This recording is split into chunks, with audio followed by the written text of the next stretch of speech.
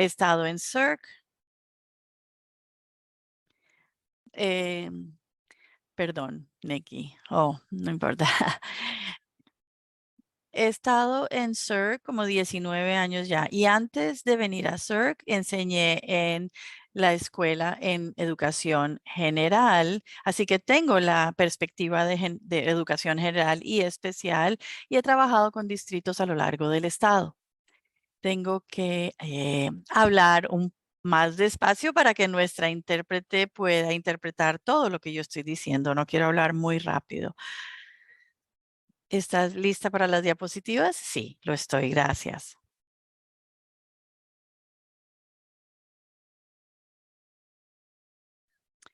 Entonces, hoy espero que todos puedan estar involucrados activamente, participen, sean alumnos activos y tengan la libertad de hacer cualquier pregunta. Pueden poner en el chat, pueden levantar la mano y después al final de la presentación daré tiempo para preguntas.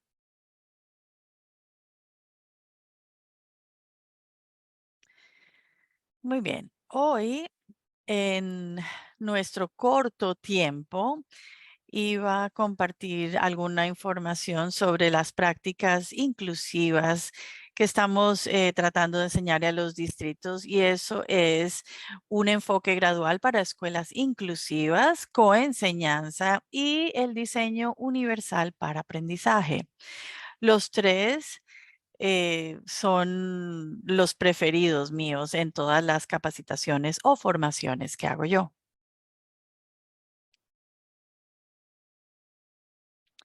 Entonces, al final de nuestra sesión, espero que sepan algunas de los principios claves para enseñarle a los estudiantes en la educación general, entender la urgencia para el acceso equitativo y el progreso de alumnos, los más vulnerables, obviamente, y me imagino que como padres entienden esa urgencia porque probablemente estamos pensando en sus hijos.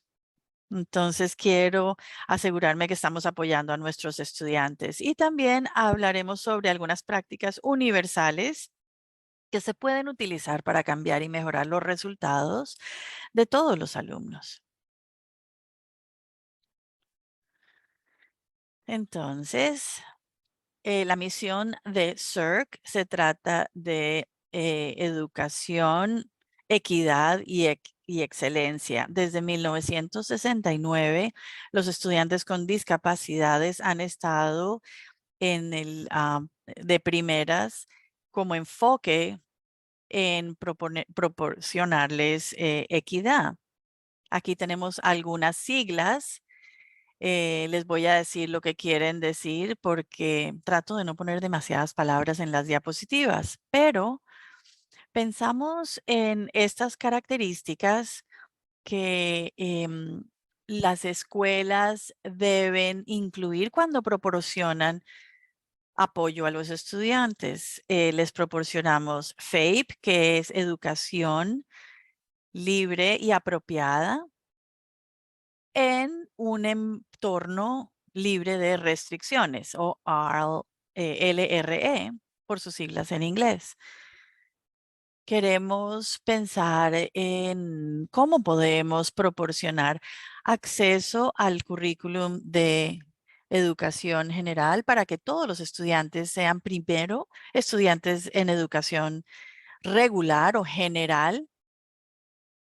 En el pasado, y espero que esto no suceda muy a menudo, pero las escuelas antes decían antes, Nikki tiene autismo, tiene que ir a este programa en este edificio o Nikki tiene un reto de comportamiento, entonces está en este programa.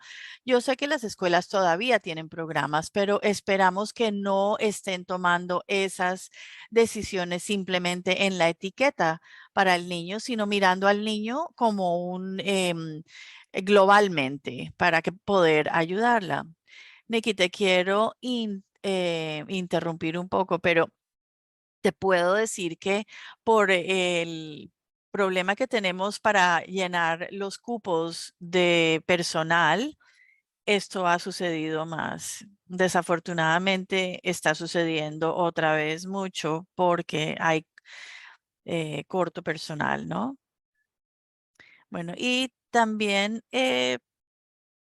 tratamos de buscar una serie de continua de servicios y les voy a hablar de eso en unos minutos, pero debería haber algo en la mitad o entre la educación general y los entornos más restringidos que también repasaremos.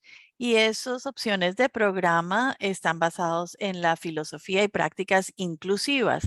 Pensamos en cómo podemos hacer que todos los niños estén en un aula regular y si no pueden estar en un aula regular, por lo menos exponerlos a algún tipo de educación general.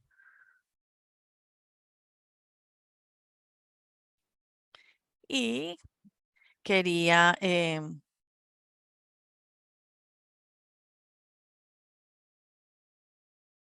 bueno, dándole gracias a Nikki por hablar despacio para la intérprete. Bueno, aquí vemos que tenemos continuidad de servicios. En la parte inferior consideraríamos la opción menos restrictiva y también en un hospital o un instituto sería la más restrictiva. Aunque algunos estudiantes definitivamente necesitan ese hospital o el entorno de hospital o institución, em, también pensamos en esto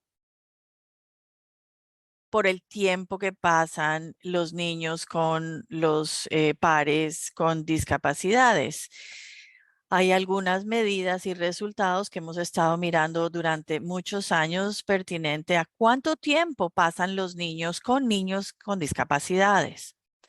Si miramos las clases de educación general, donde tal vez el estudiante no tenga demasiado apoyo, puede tener éxito solo con un apoyo mínimo en esa clase. Después tenemos, subiendo por esta escalera, tenemos una colocación general con consultas. Tal vez hay un niño que está aprendiendo habla y están en la clase de educación general, pero la profesora habla con la persona especializada en terapia del habla en cuanto al niño. Tal vez puedan ver niños en la clase de educación general que tienen acceso al aula de recursos en la escuela secundaria ven que en lugar de tener un periodo donde puede, o study hall, como le dicen, que es un libre para hacer tareas, tal vez mandan a ese estudiante al aula de recursos donde habrá gente que lo puede ayudar en lo que necesite. Perdón, me salté coenseñanza. En educación general con coenseñanzas, cuando tenemos a dos profesoras en la misma aula, y tenemos al estudiante en el aula de educación general con las dos profesoras. Eso es lo que vamos a hablar esta mañana. Y también tal vez tengan los estudiantes en el aula de educación especial con tiempo parcial en el aula de educación general. Tal vez en esa aula tenga lectura, escritura y ciencias y matemáticas, pero tal vez música, arte o banda o algún otro tipo de clase lo pueden poner en otras aulas. Tienen la educación, también tienen tiempo completa en el aula de educación especial. Y a medida que subimos por este diagrama, vemos que es más restrictivo, restringido, ¿no? Definitivamente hay niños que desafortunadamente necesitan esa ayuda. Las escuelas no tienen todas estas opciones, pero esperamos que tengan la mayoría. Y si no las tienen, pueden encontrarlas también, ¿no? Pueden buscarlas. No tendrían un hospital o una institución, pero pueden encontrarle algo apropiado al estudiante. Gracias. Y podemos pasar a la siguiente. Muy bien. Entonces, la primera estrategia de la que voy a hablar son algunas herramientas que vienen de Stetson y asociados que están basados en Houston, Texas, y es un enfoque para escuelas inclusivas. Es una capacitación y es una iniciativa que hemos estado trabajando con el doctor Stetson ya por más de 20 años. Creo que estamos ya como entrando a los 25 años aquí en Connecticut, pero tenemos varios capacitadores que son endorsados por Stetson y asociados, así que aquí en Connecticut pueden proporcionar esta capacitación. Hay unos en CERC y en otras regiones y colaboramos para poder proporcionarle esta capacitación a las escuelas. Ese es una de mis capacitaciones favoritas que ofrecemos aquí en CERC. Aquí es solo una agenda de esa capacitación de 3 días para darles una idea de qué tipo de cosas se enseñan en esa capacitación de 3 días. Durante la capacitación, las escuelas vienen en equipo y tienen que enviar a un administrador, una profesor de educación general, una de educación especial, tal vez personal que sirven de apoyo, tal vez un terapeuta de habla, un psicólogo. Cualquiera de esas personas pueden ser parte del equipo que envía la escuela para la capacitación y la idea es que ellos aprenden y se lo llevan a la escuela y trabajan con diferentes personas o hacen equipos, crean equipos en sus escuelas para enseñarles sobre las prácticas.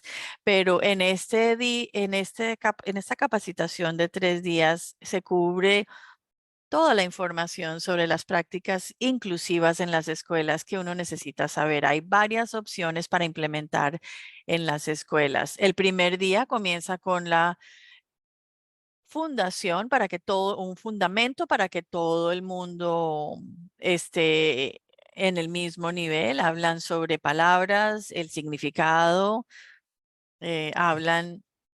hacen varias actividades porque hay varias profesoras que dicen, yo no sé cómo apoyar a los estudiantes en mi clase porque yo no estudié educación especial.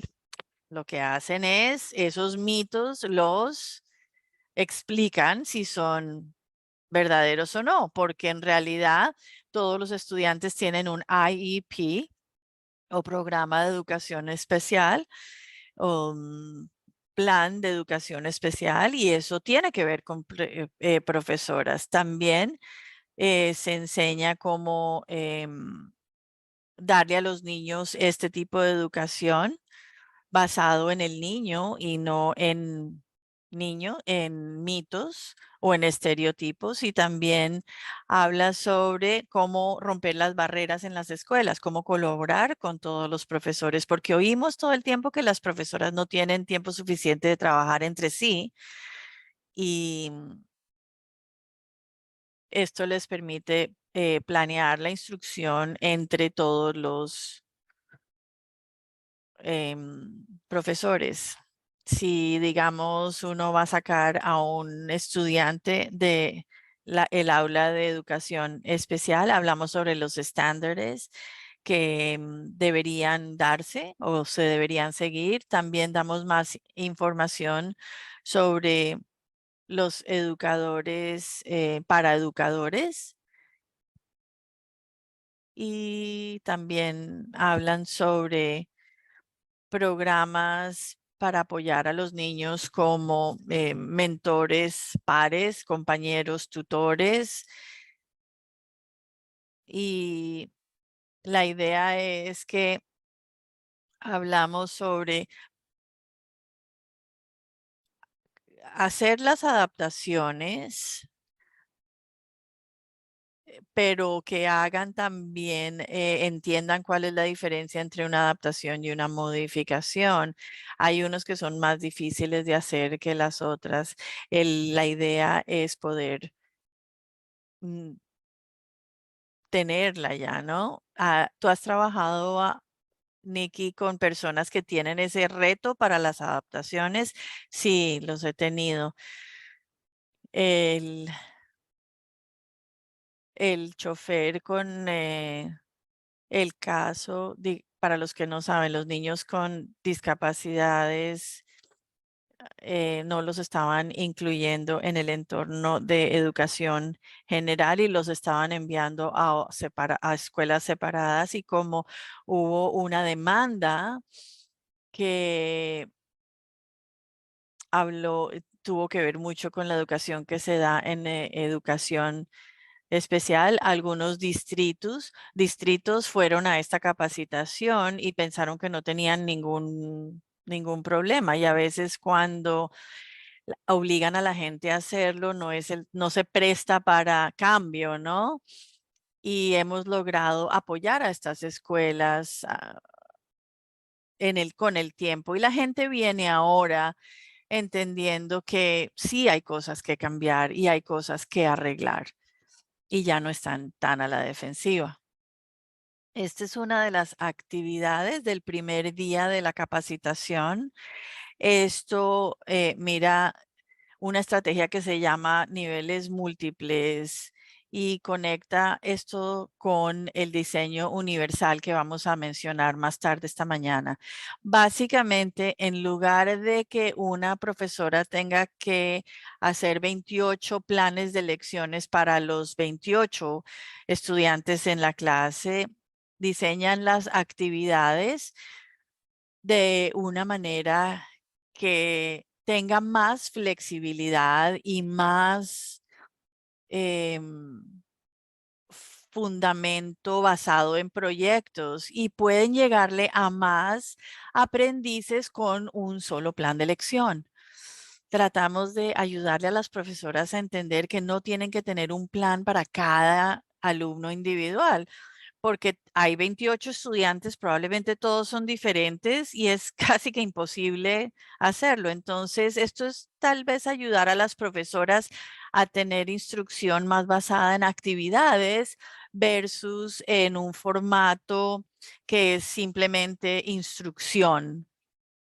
De la última manera que mencionamos, es difícil para algunos alumnos seguir, los alumnos no participan tanto, y cuando yo estaba enseñando, me encantó ese proyecto porque entendía en qué punto estaban los estudiantes al evaluarlos, y era bastante interactivo y el aprendizaje era bastante auténtico.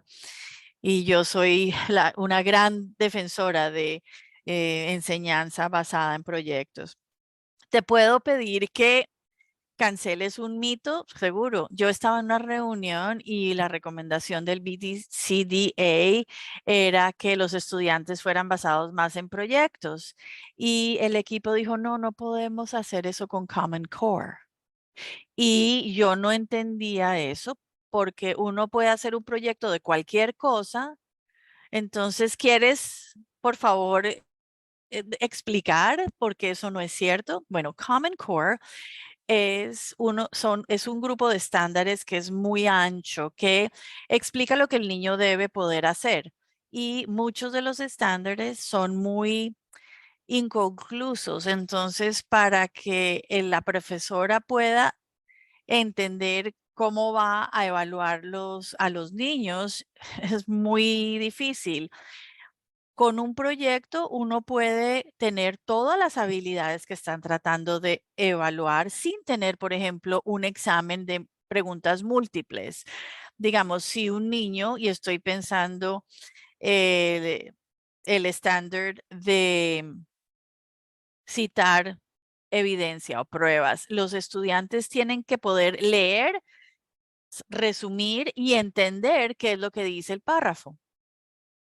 Entonces, los niños Pueden encontrar pruebas de muchas maneras, no tiene que ser una manera específica y el estándar no dice que tiene que ser una manera específica. Entonces, decir o encontrar evidencia para un estudiante puede ser resaltando texto, otro señalando texto y otro repitiendo lo que dice el texto para un niño que no puede escribir. Cuando yo hice mis proyectos, yo siempre tenía una serie de cosas que quería que los estudiantes aprendieran, ya fuera vocabulario, o había una parte escrita que tenía que ser gramáticamente correcta, tenían que cumplir con esos estándares, tenían que hacer presentaciones en frente de sus compañeros y ahí entonces estaba el estándar de escuchar.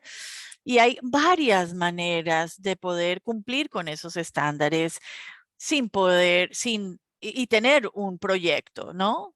Por medio de un proyecto. Creo que los proyectos son más emocionantes porque los niños tienen que aplicar lo que están aprendiendo y no simplemente memorizarse los, los hechos, como dictar cuáles son las capitales de los países o de los estados. Pero si yo estoy creando un mapa de la capital de los estados, yo puedo trabajar en dónde están localizados, cómo hago un mapa, tener hechos las capitales de los estados. Y puedo decir, este estado se conoce por este hecho. Definitivamente es una estrategia muy recomendada. Entonces, este sería el primer paso en la instrucción de múltiples niveles y es lo que estamos hablando, es pensar en lo que sea el estándar de ese grado y después hacer lecciones basadas en actividades. Pasamos a la siguiente, por favor. Muy bien, entonces vamos a elegir el estándar del currículum para ese día o para esa semana o para esa unidad. Diseñamos la lección didáctica basada en actividades. Asegúrense que son a nivel del grado. Eso es muy importante porque cuando pasó el caso de Andrew, se reveló después del caso supremo, ¿no? Básicamente uno de los resultados de ese caso fue que los niños tienen que tener acceso al material al nivel del grado, aunque no funcionen al nivel del grado. Hay niños en primaria que están trabajando, digamos, a, a nivel de primer grado, pero siguen necesitando acceso a lo que están haciendo los niños en la secundaria. O sea, cuando están ya en secundaria, si tienen un nivel de primero elemental, tienen que recibir acceso a la educación de la secundaria. Así estén aprendiendo a nivel de primero. Si un estudiante está leyendo Shakespeare, le podemos dar Shakespeare en un formato modificado. Si hay un niño con una discapacidad cognitiva, podemos darle una lectura de Shakespeare que tenga, digamos, dibujos.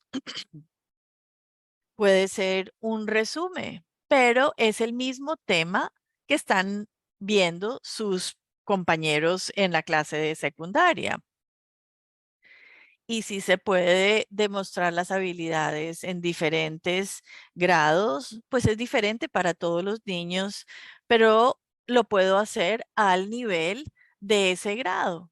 Entonces, es presentar la educación en con diferentes modificaciones, pero siguen siendo al mismo nivel del grado.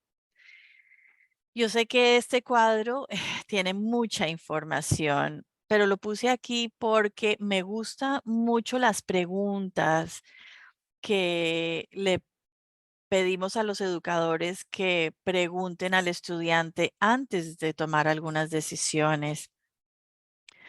La primera columna, esas preguntas se trata sobre el currículum y la instrucción o el plan de estudio.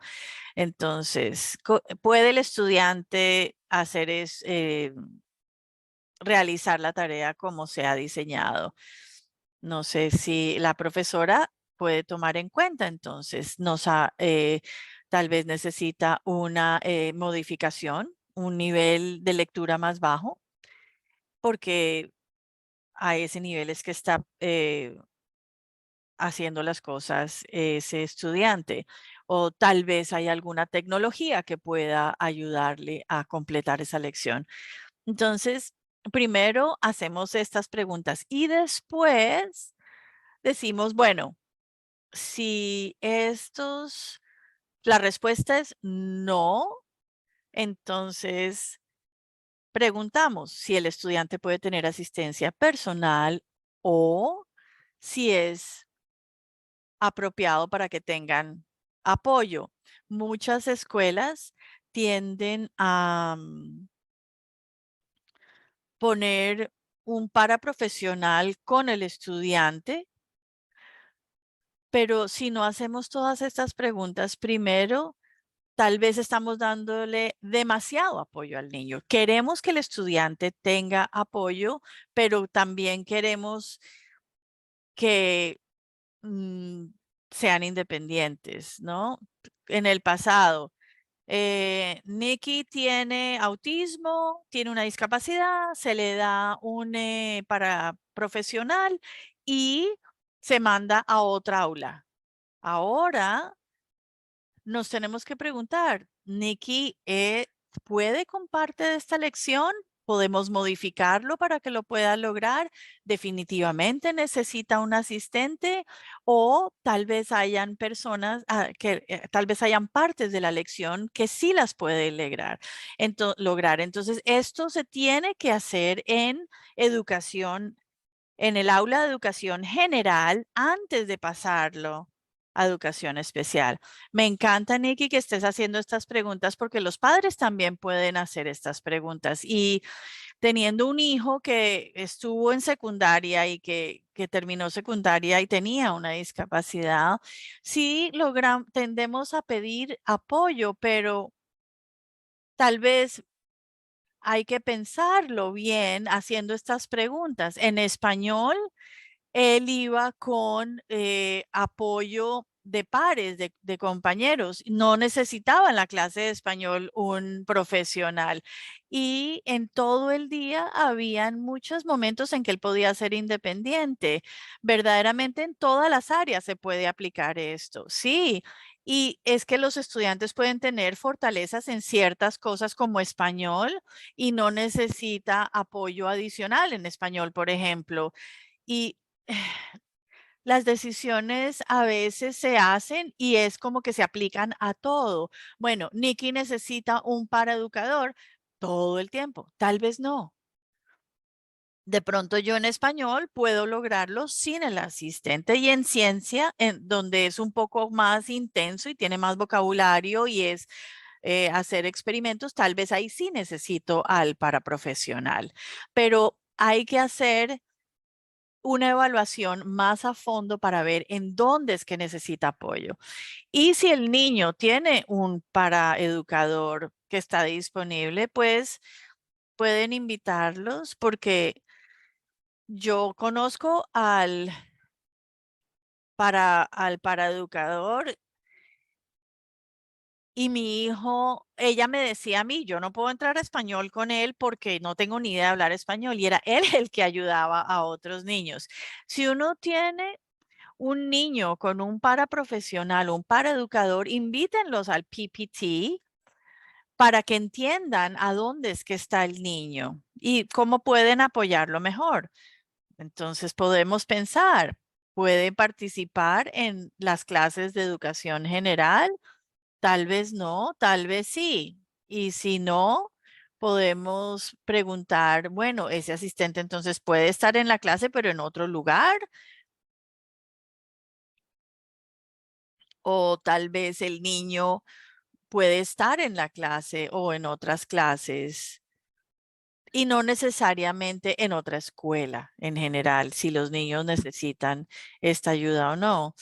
Em, como padres, somos parte del equipo PPT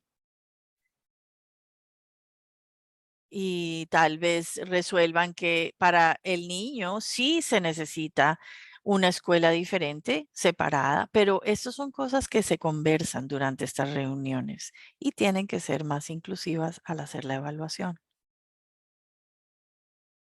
Muy bien.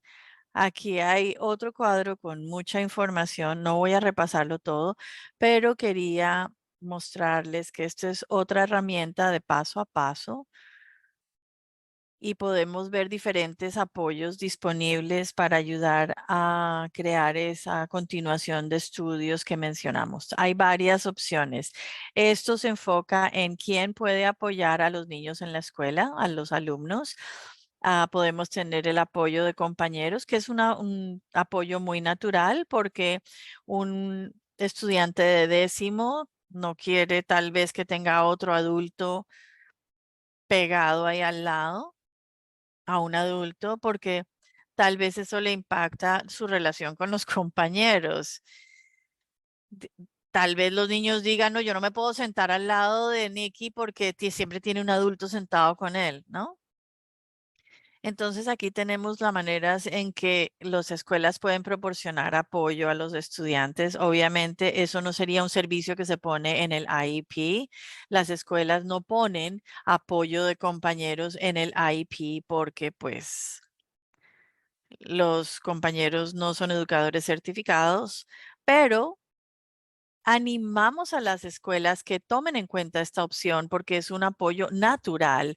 Y Jane, con el ejemplo del hijo, en la clase de español, él en la clase de español, él pudo ayudar a otros niños. O sea que él puede ser el compañero de apoyo para otros niños y otro puede ser en ciencias para él. Si él tenía un apoyo de un compañero en study hall o en el tiempo que tienen para tareas y él sí lo necesitaba ahí porque no quería hacer la tarea. Entonces se fue al revés. Venía otro que decía, yo sí quiero hacer la tarea. Y decía Nicky, yo, perdón, le decía a mi hijo, vamos, yo sí quiero hacer la tarea, me puedo sentar contigo. Y él decía, bueno, está bien, entonces yo hago la tarea.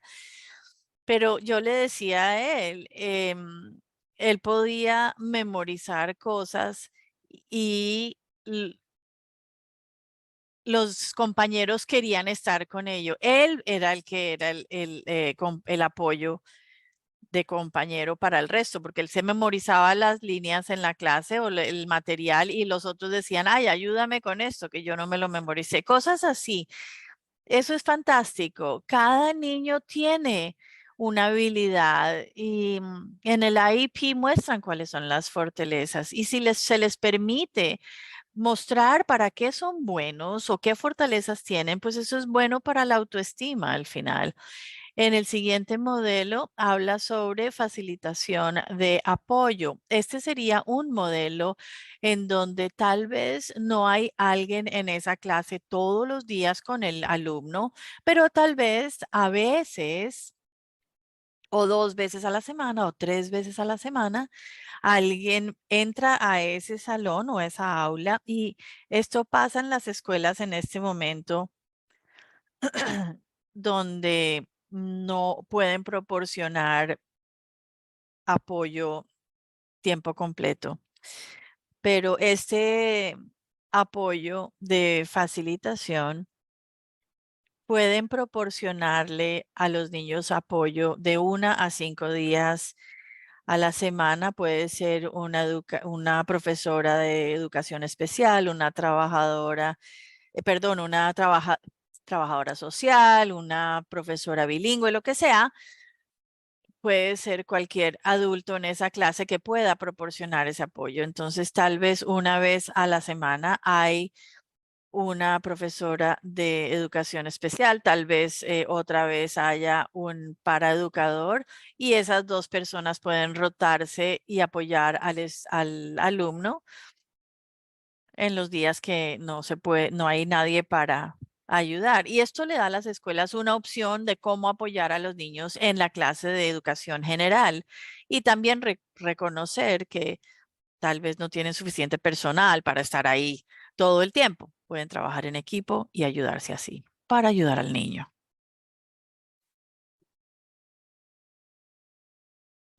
Em, Hay una pregunta en el chat. Actividades extracurriculares. Mi hijo tiene individual, uno para todas las cosas, como dijiste, y yo traté de arreglar que para que hubiera un coach de voleibol y que el paraeducador fuera alguna de las prácticas para apoyarlo.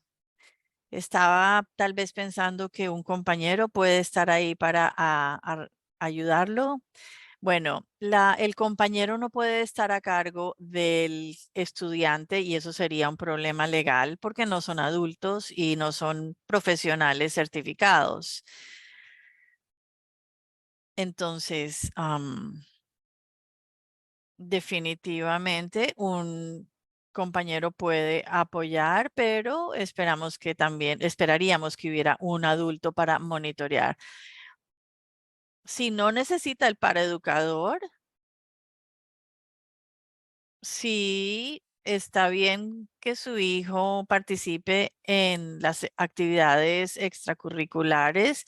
Animamos a las escuelas a que piensen en cómo apoyar a estos niños en ese tipo de actividades, ya sea con un paraeducador o algún otro apoyo que puedan proporcionar.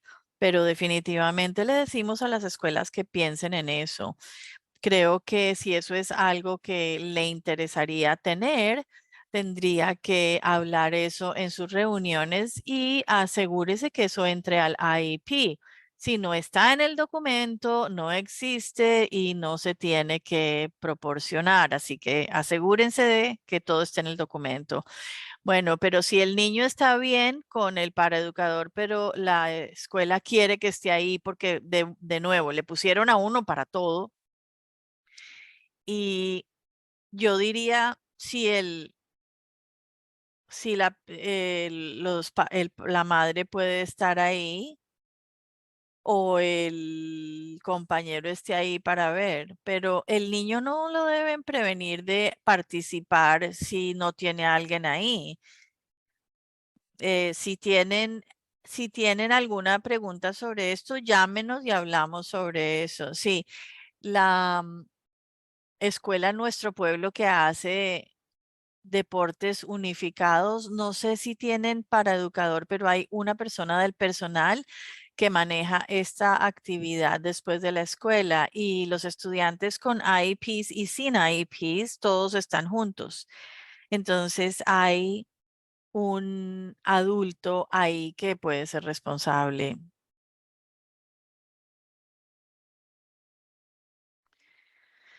Sí, los padres pueden ser los chaperones.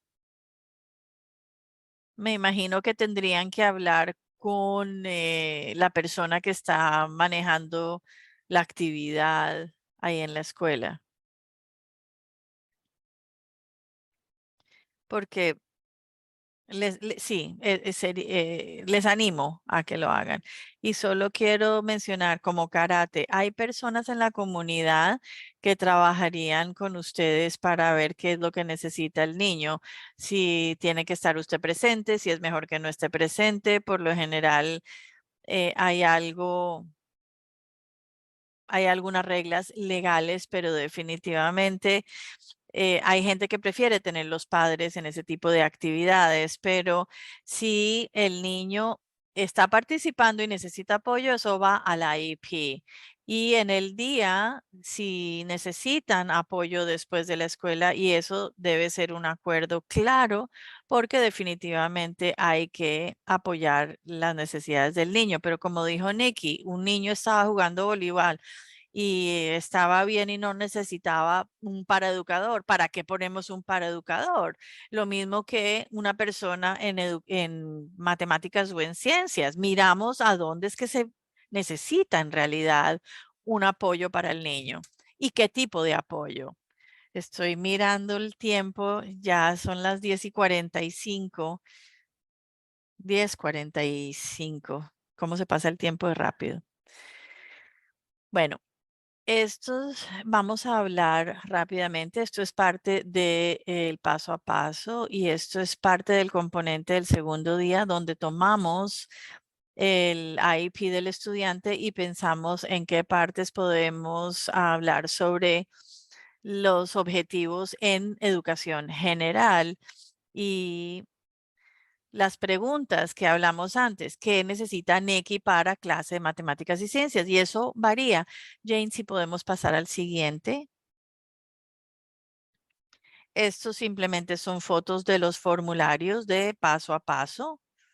En el primer formulario miramos los objetivos del IEP y este es buen formulario porque ahí ve uno donde puede, en el IEP donde van las metas o los objetivos. Digamos, aquí dice, por ejemplo, si se pone ejercicio. Mm, Podemos entonces elegir la clase de educación física y esa meta, si la persona, si el niño necesita hacer 10 abdominales a la semana, entonces podemos incluirlo en las clases. Y esto entonces habla sobre los apoyos que se necesitan. Entonces miramos si se puede aplicar como está diseñado, si se tiene que haber adaptaciones, si tienen que haber modificaciones y lo mismo con la persona que proporciona apoyo. Puede ser un paraeducador, tiene que ser una profesora, o tiene que ser, o puede ser el psicólogo, cosas así.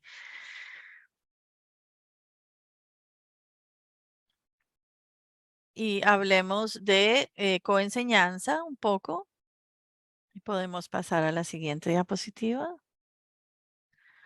Hablamos sobre coenseñanza cuando dos o más educadores tienen que ser certificados, ¿no? Un paraeducador no puede estar en este rol porque los paraeducadores en Connecticut no están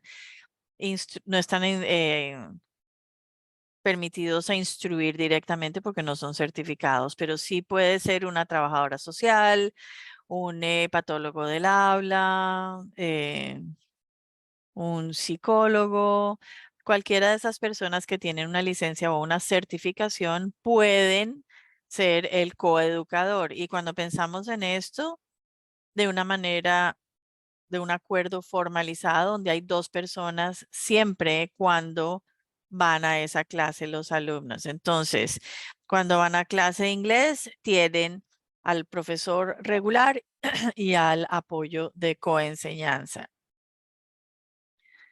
Lo ideal es que si pueden enseñar juntos, si pueden planear juntos y evaluar al estudiante juntos, ese es el ideal, obviamente. A mí me encanta con la coenseñanza como opción.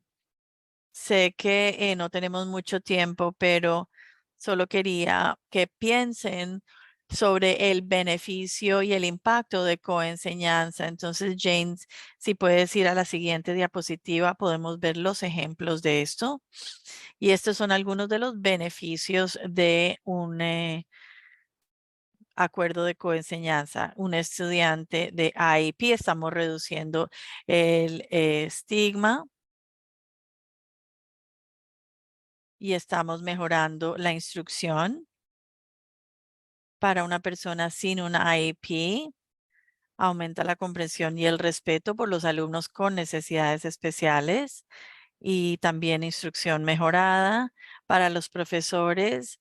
Están trabajando juntos, están aprendiendo contenido, tal vez están enseñando, aprendiendo diferentes cosas, tal vez pueden aprender cómo enseñarle a estos niños y entonces aprendemos en cómo cumplir con las necesidades de el alumno y también, obviamente, menor proporción de alumnos por profesor. Y esto es simplemente una foto de diferentes enfoques de la coenseñanza. Aquí los cuadrados son los pupitres de los niños o los escritorios de los niños y los círculos son los profesores, el azul y el rojo. Cuando trabajamos con las escuelas, le pedimos a o tratamos de hacer que las escuelas utilicen el enfoque de tres, eh, el paralelo y el alternativo, porque ahí se trabaja en grupos más pequeños, el porcentaje de profesor versus estudiantes más bajo, que es el ideal, ¿no? Y nos gusta enseñar esto para que haya entonces, esto se usa para tiempos, clases más largas y hay otro que también se hace para clases más cortas.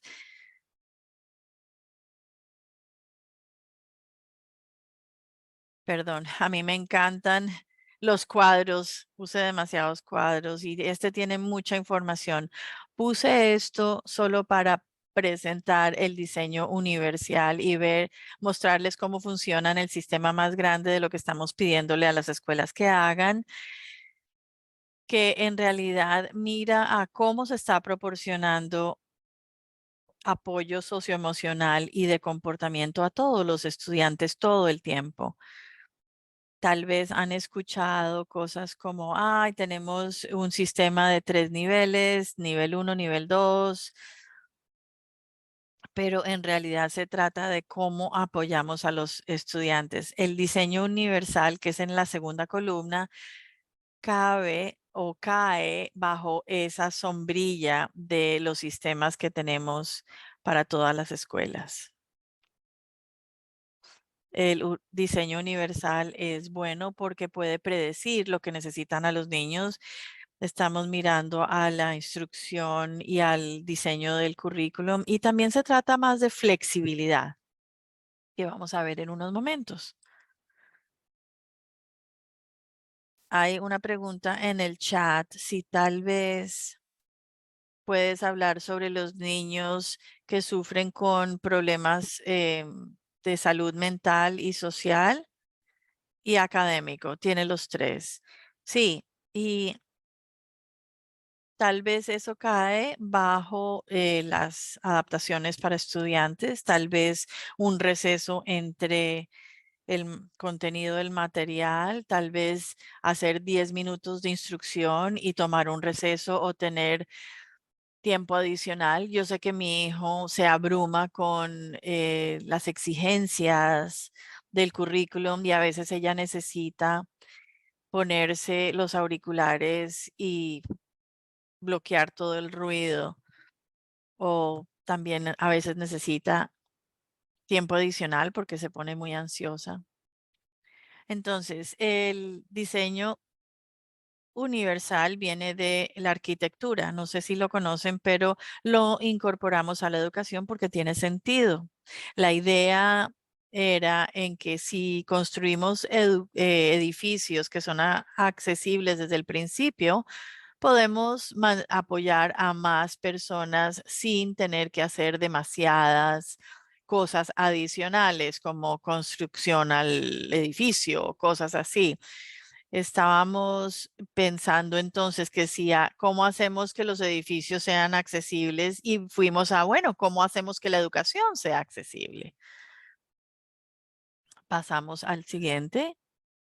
Entonces aquí, si no construyen esos edificios desde el principio como sitios accesibles, lo que sucede es que hay que retroadaptar y agregar cosas que puede costar mucho dinero.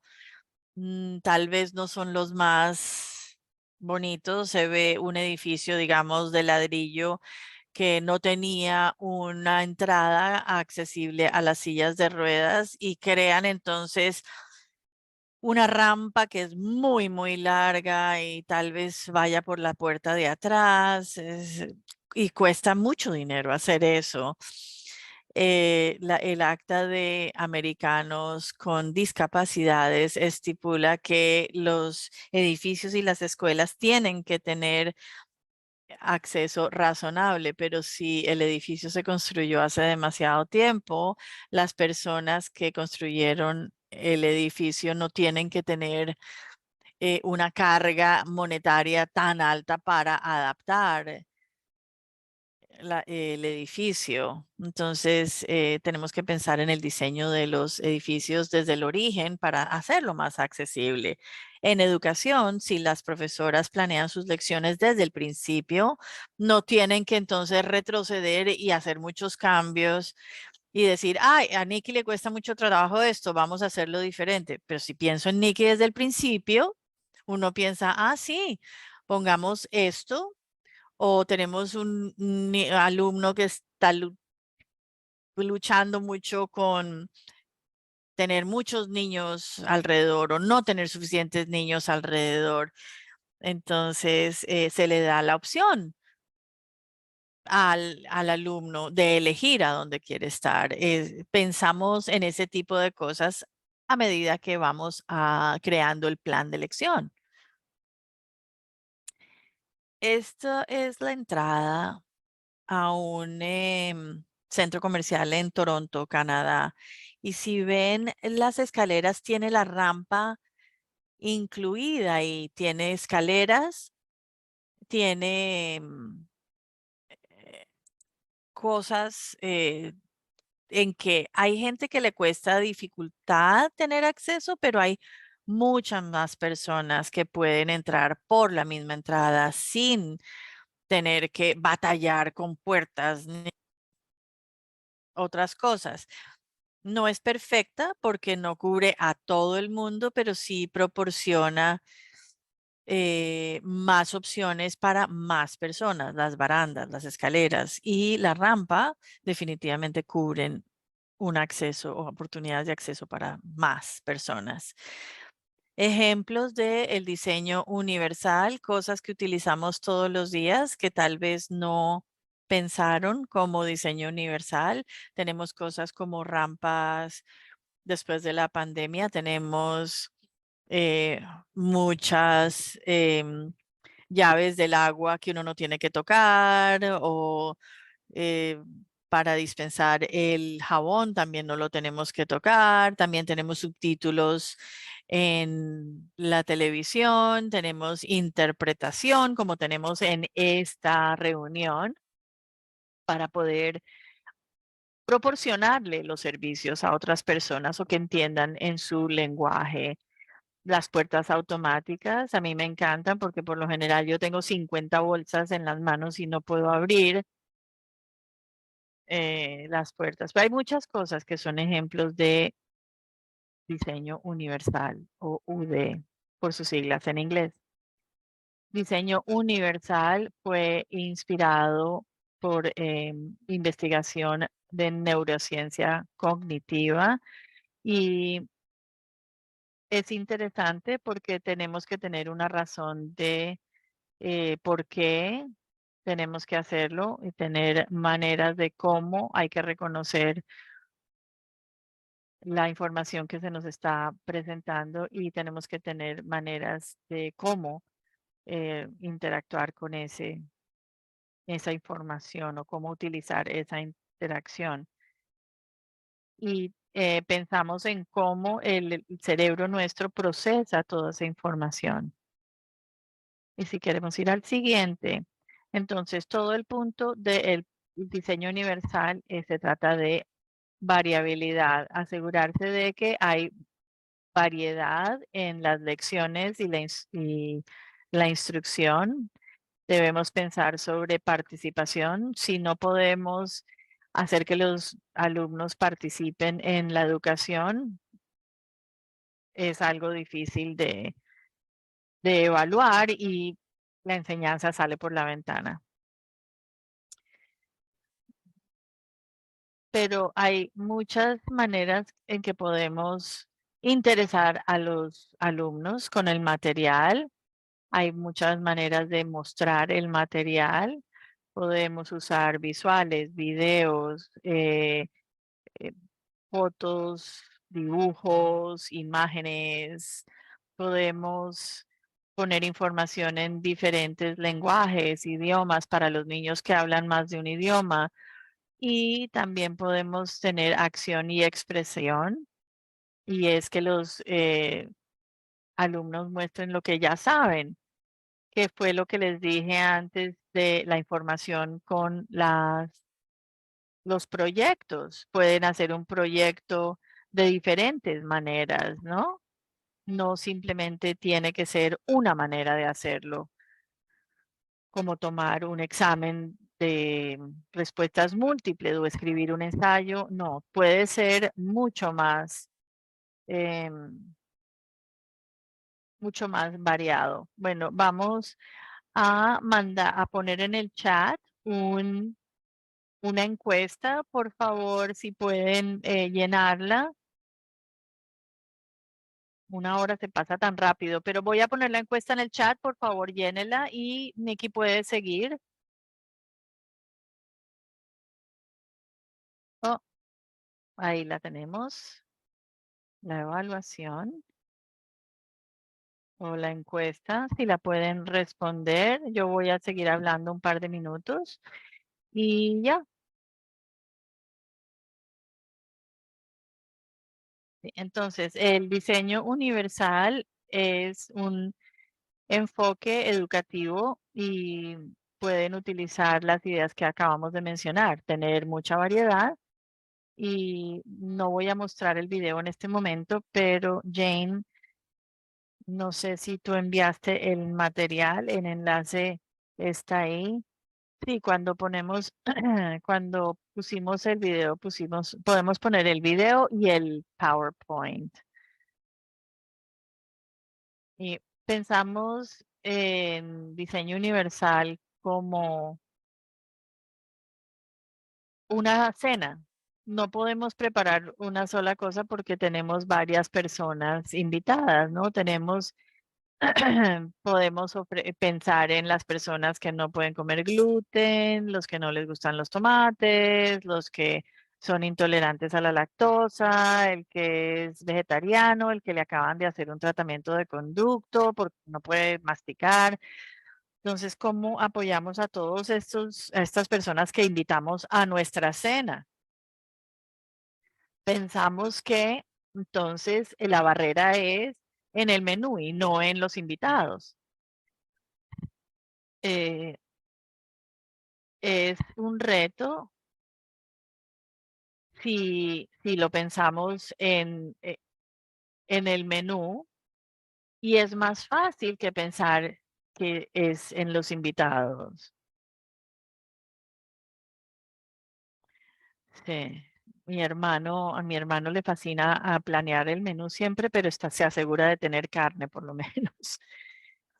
El diseño universal, tenemos la definición rápida es que tenemos un marco, es un marco para ayudar a los educadores a ofrecer opciones y que puedan demostrar qué es lo que están aprendiendo o que han aprendido. También hablamos sobre los profesores tener una meta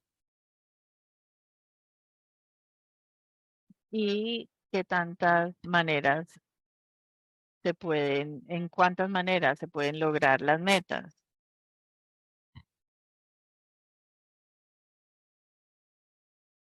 Y hay diferentes maneras de llegar a un solo sitio. Yo hago muchas capacitaciones en las escuelas del sur oeste y a veces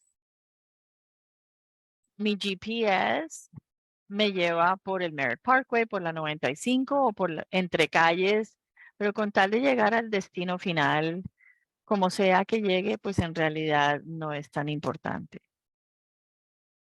Entonces, si tienen una meta de ponerse en forma haciendo abdominales, pues yo personalmente no lo podría hacer, pero digamos, yo sí lo haría de otra manera. Y le decimos a los profesores, cuando la meta es tan específica, están limitando a las personas que lo van a lograr. O sea, si dicen para lo mismo, si piensan en la meta muy estricta para los estudiantes, hay unos que no la van a lograr. Lo mismo que estábamos hablando de los abdominales. ¿Cuál es el objetivo? Hacer más abdominales, ahí va a perder gente porque hay gente que no hace abdominales. Después entonces, ponerse en forma haciendo abdominales, nada. Pero si me dicen a mí, para ponerse en forma puede hacer esto y esto y esto, aquí vemos que puedo, no solo, no tiene que ser abdominales, sino que puedo nadar, puedo hacer boxeo, puedo correr, puedo hacer ejercicio, pues tengo más opciones, porque la meta en realidad es ponerme en forma, pero no me da una manera específica de hacerlo, lo cual lo hace más flexible y reduce las barreras. Tener estas opciones flexibles remueve todas las barreras que puedan tener los estudiantes.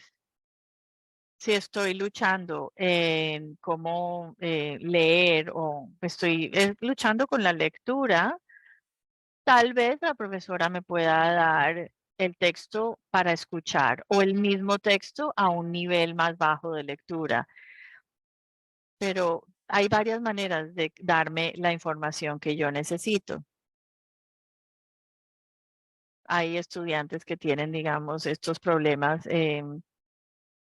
ansiedad y no pueden presentar en frente a la clase. Tal vez yo puedo entonces grabar un video y narrarlo y ponerlo como un video a mis compañeros y así no tener toda esta ansiedad. Este es un ejemplo que tengo acá, que depende de cuál es la meta, podemos lograrlo.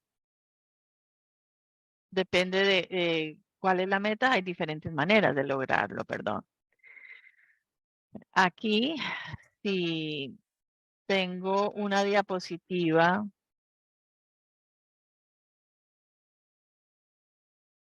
que muestra ¿cuál es el objetivo? El objetivo es que los alumnos escriban un ensayo de 5 párrafos sobre el ciclo de la vida de mariposa o que demuestren que saben sobre el ciclo de la vida de las mariposas.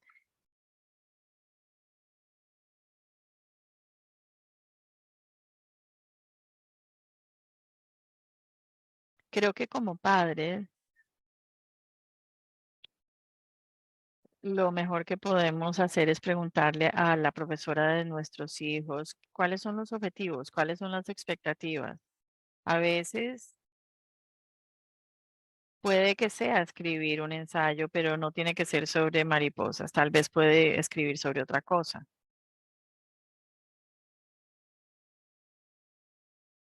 Pero en una clase, tal vez una profesora diga, Nikki, tienes que hacer 10 problemas de matemáticas en 5 minutos. Bueno, yo tengo que poder resolver los problemas de matemáticas, pero el estándar común no dice que lo tengo que hacer en 5 minutos ni en 2 minutos. Entonces, yo puedo de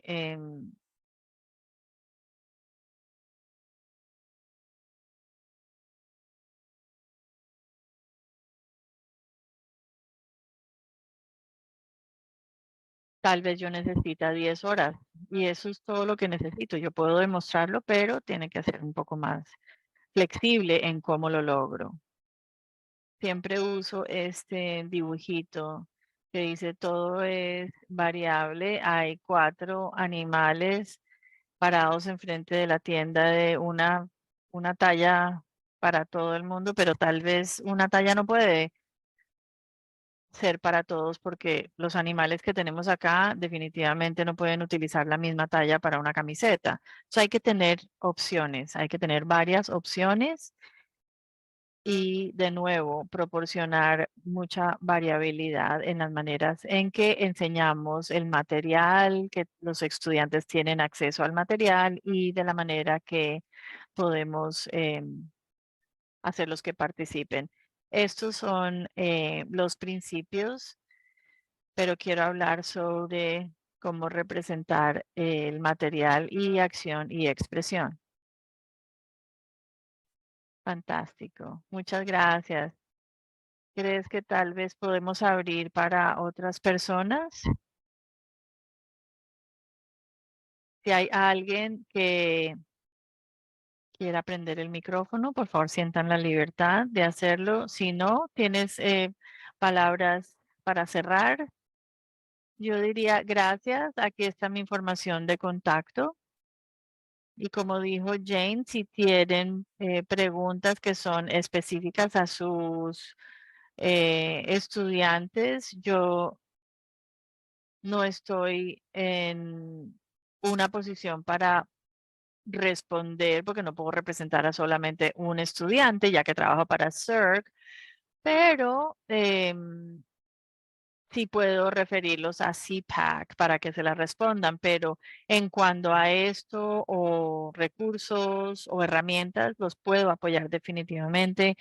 Nuestra oficina está en Waterbury.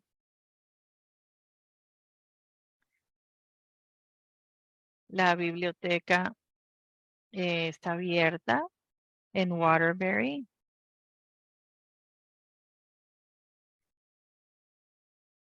y nuestra oficina está en el edificio antiguo de Timex. Pueden venir y pueden mirar el material de la biblioteca. Hay muchos recursos para padres y gracias a todos por estar aquí. Ok, muchas gracias a todo el mundo. Nos vemos después.